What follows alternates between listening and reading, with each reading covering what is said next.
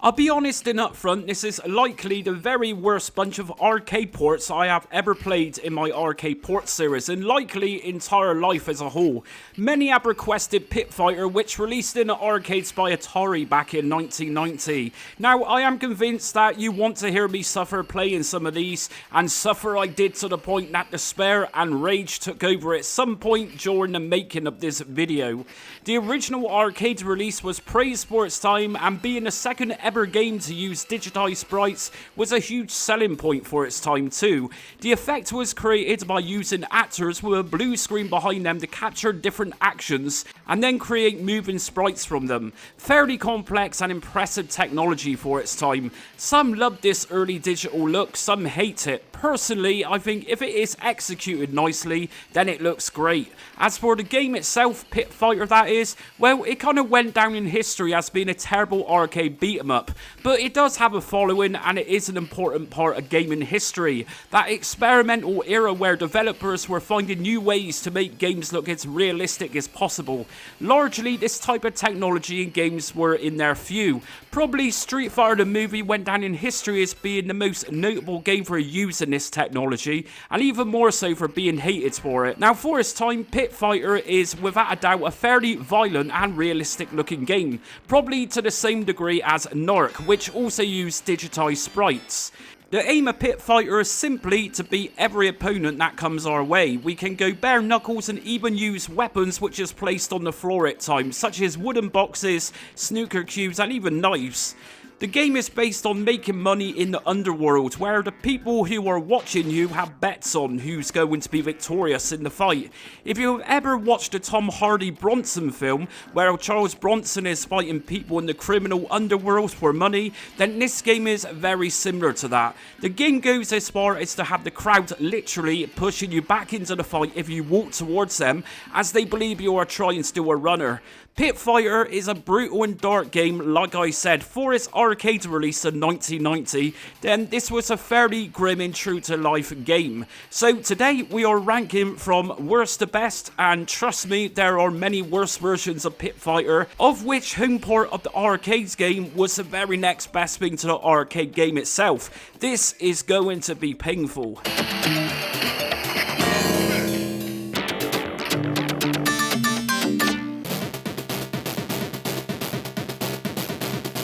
Well, at least the music for the Amstrad CPC release was pretty good. This extremely terrible conversion was published by Domark in 1991. I mean, it's kind of okay for a tech demo of some kind, but as a game, it's not really a game. A game is supposedly designed for entertainment and fun. The frustrating thing with this game is the immense delay in controlling your fighter, as well as a major delay in attacking. Regardless, even when punching and kicking other fighters, it sometimes works and other times doesn't seem to register at all that a hit collision has actually occurred. The depth and resizing of the sprites aren't too bad, admittedly, when moving your character to the back end of the stage. The sprites get smaller, but even still, the extreme low frame rates are so bad that everything just looks and plays so unnaturally. Almost like Domark treated CPC fans to a soundtrack where at least they had something good to show for their money spent.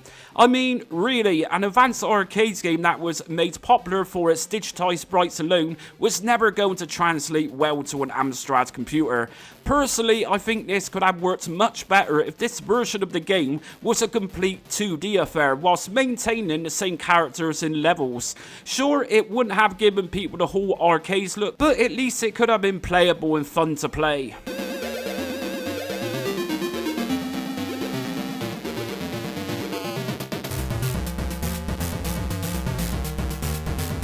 Although the ZX Spectrum version isn't much better than Amstrad's version, simply put, a game that likely should have never been ported to either of these home computers, the Spectrum's conversion is more of the same. Very likely that the Amstrad port was just a port of this ZX Spectrum version. So why is this slightly higher in this ranking video?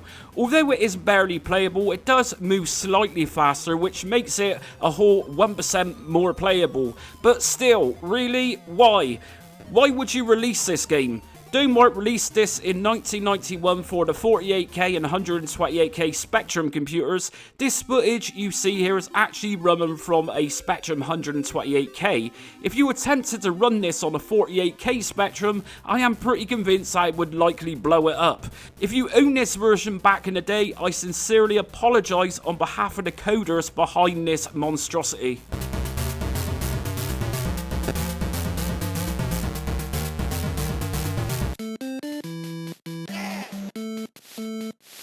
Every now and again, the Game Boy would have an arcade game ported to it, even if it was technically unrealistic for the Game Boy to pull off one successfully. So, this is Pit Fighter for the original Game Boy. This port was released by THQ back in 1992. It's a slight upgrade from the previous versions in this video, but not really by much. Of course, for any fighting game, having a system which registers hits matters a lot if you're planning to progress in a certain game. And this is a slight issue here with this Game Boy release.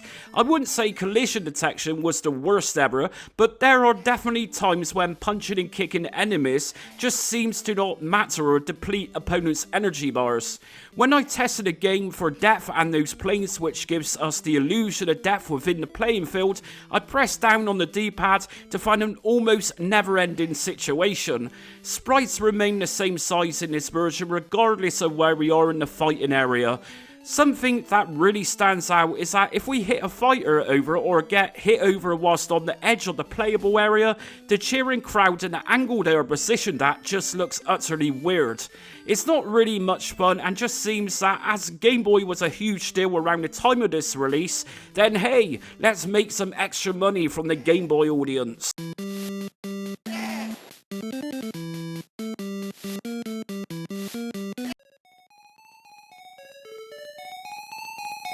The Sega Master System version of Pit Fighter is the version that stands out more than others in this ranking video by a mile. Of course, the sprites are tiny, and the whole look of what it is attempting to port across onto Sega's 8-bit console is lost entirely. We have new music here, and the sound effects are pretty shoddy too. The sounds of punches sounds more like the sound effects used in the Sega Master System shoot-'em-up game. The thing with this Master System release which actually stood out more than the tiny sprites were the actual environments used. Of course, they do look pretty nice and detailed, but the point is, Pit Fighter isn't supposed to look nice and polished as such. It's a doom and gloomy underground fighting world at the end of the day. The first level here reminded me more like a dance hall. Odd, but that's how it looks to me rather than a dark, dingy cellar somewhere. It's playable and it's kind of responsive enough, but it's also very forgettable too and likely doesn't come into people's minds when talking about classic Sega Master System games. The whole Pit Fighter idea is pretty much gone here. No sprite size changes when moving around, no attempt at digital sprites, it's just, well, called Pit Fighter, and that's about it. Doomwork released this version back in 1993, and I vaguely remember seeing this version in Asda at the time of its release and totally ignored it at the time.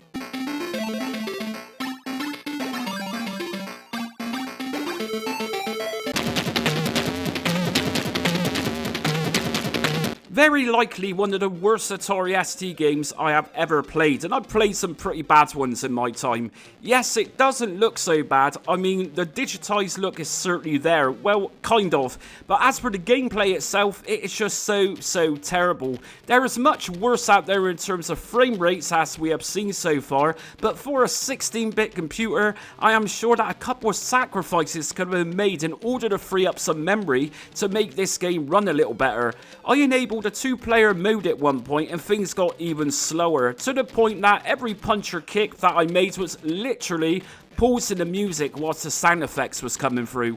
I also walked to the right and left of the screen to find out we don't even have a crowd watching in this version. It's almost like the digitized crowds were too embarrassed to even be a part of this Atari ST release. Hit collision detection is okay when it wants to work.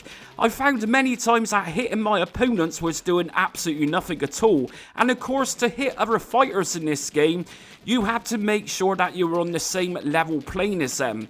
But even by doing this, very often, hits and kicks would do absolutely nothing at all. I had a brief look at AtariMania.com to find out that this game is actually rated with a 9 out of 10 out of 32 votes. Now, am I reading this correctly? honestly. I am utterly confused as to why this would be rated this highly.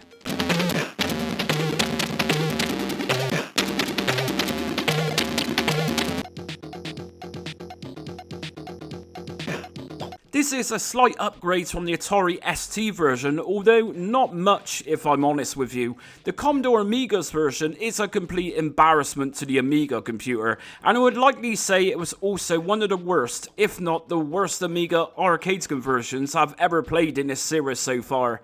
Hit collision detection seldom works here, probably on par with the ST's version to be fair. I mean, it kind of looks the part like the ST version, it's just not executed very nicely at all. Something with this version that the ST didn't have is the crowd on the right and left hand sides of the screen. Going back to controls though, really again just like the Atari ST version, this game just wants to respond when it feels like doing so. Even picking up weapons from the ground to use in fights seemed like a task to do this. It's one of those types of games that you would have bought at a time for around £30 to £40, played it for 5 minutes in complete horror, and then raged at yourself for being conned by the box artwork that totally made you believe that this was going to be just like the arcade game, which it truly wasn't.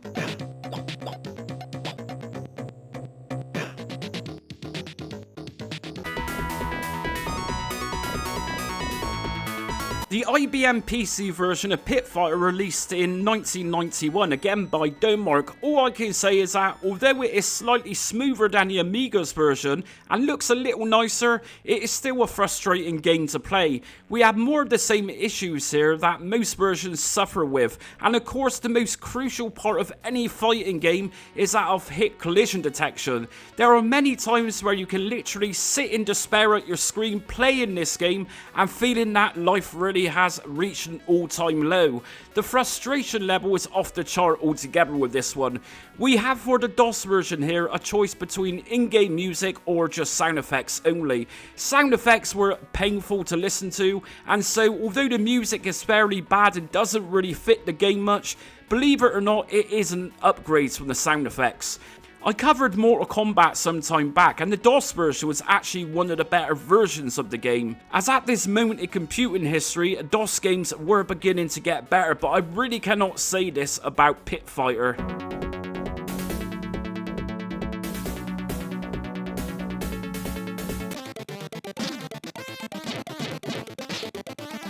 Now, firstly, by no means this is a perfect version of Pit Fighter, but this Domark Commodore 64 1991 release did try with the limited resources of the Commodore 64 itself.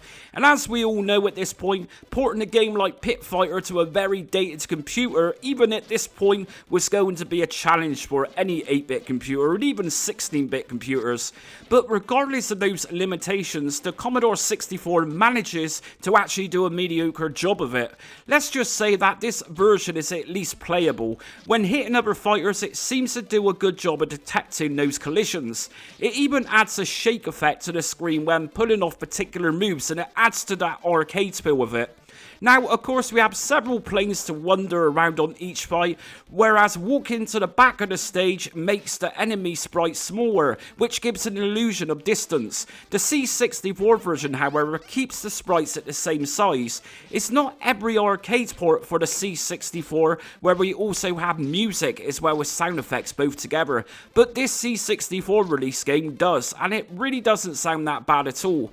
The early 90s seen a good few successful arcade beat-em-up games being converted to the C64, such as Spinal Fight and even Street Fighter 2, both of which I've covered in this series, and both were fairly poor. However, I would say that Pit Fighter was actually miles ahead of those in terms of playability and being actually enjoyable to some degree.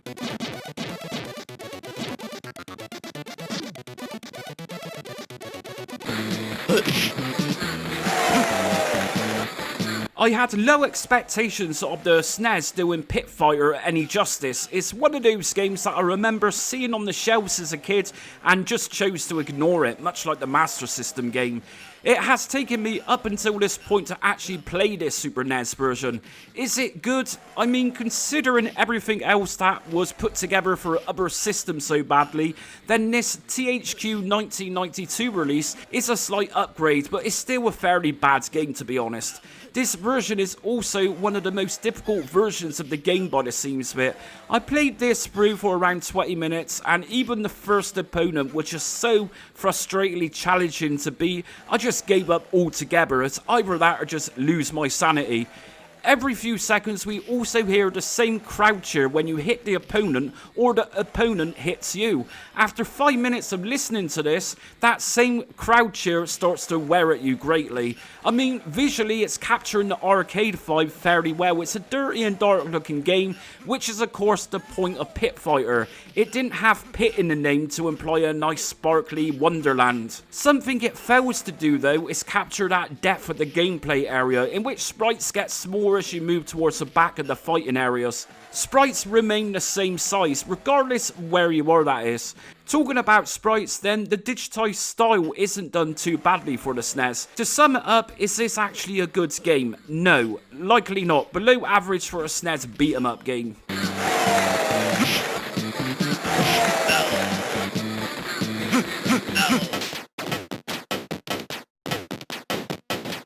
The Atari Lynx release actually took me by surprise of how well it played, and considering how bad the Game Boy version was, then I had no doubt that this version would be actually much better at all. But I was totally wrong on every level with this one. Firstly, not every version that was clearly put onto systems that wasn't powerful enough to make a half-good conversion had the whole depth effect of sprites changing to smaller and larger sprites when maneuvering around the screen. But this version actually did it. And it did it well, with it looking very fluid too. Atari Corporation released this portable release in 1992. It could have been that Atari, who was also behind the arcade game itself, wanted a development team, which was Al Baker and Associates, to make a decent enough port in order to sell their latest portable gaming system, which was of course the Atari Lynx. The music is nicely constructed here, and sound effects are average if I'm honest. I would go as far to say that this is likely one of the better Atari Lynx games that I've actually played. It just runs so smoothly. A limitation here is that although we have an audience surrounding us, they are animated only very slow to move their arms around cheering you on. Not a complete deal breaker, but of course, just to note it more than anything really. Hitting enemies also feels fairly good here. Yes, definitely a win for the portable versions of Pit Fighter.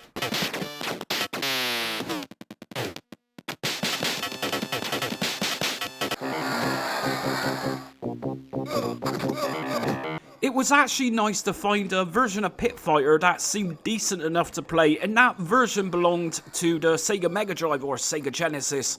It is without a doubt the less frustrating version of Pit Fighter to play in terms of shady hit collision detections. In other words, the Mega Drive or Genesis version released by Tengen in 1992 pretty much has it spot on. Every hit that I made actually matters with this version. Sure, the sprites don't change size when we maneuver around the gameplay area, but really I am pretty convinced that Tengen made the right choice by not doing it at all, and that's why we have a fairly good version here. It's kind of putting playability over visuals and realising the limitations of the hardware, which are of course very limited to a game like Pit Fighter to copy it successfully. In my humble opinion, I don't actually think there was an extremely great port of Pit Fighter at all, and there's likely a reason why the game has been forgotten to history too. There were better beat-em-ups that came before it and after it that didn't rely on realism. This type of game is true testament to why graphics should be left as a second thought, and the first concern for developers should be how well the actual game in question plays. Anyways, that's it for ranking today's horrendous home conversions of Pit Fighter. Let me know in the comments section which version you suffered with back in the day. Anyways, until next video comes, thanks for watching.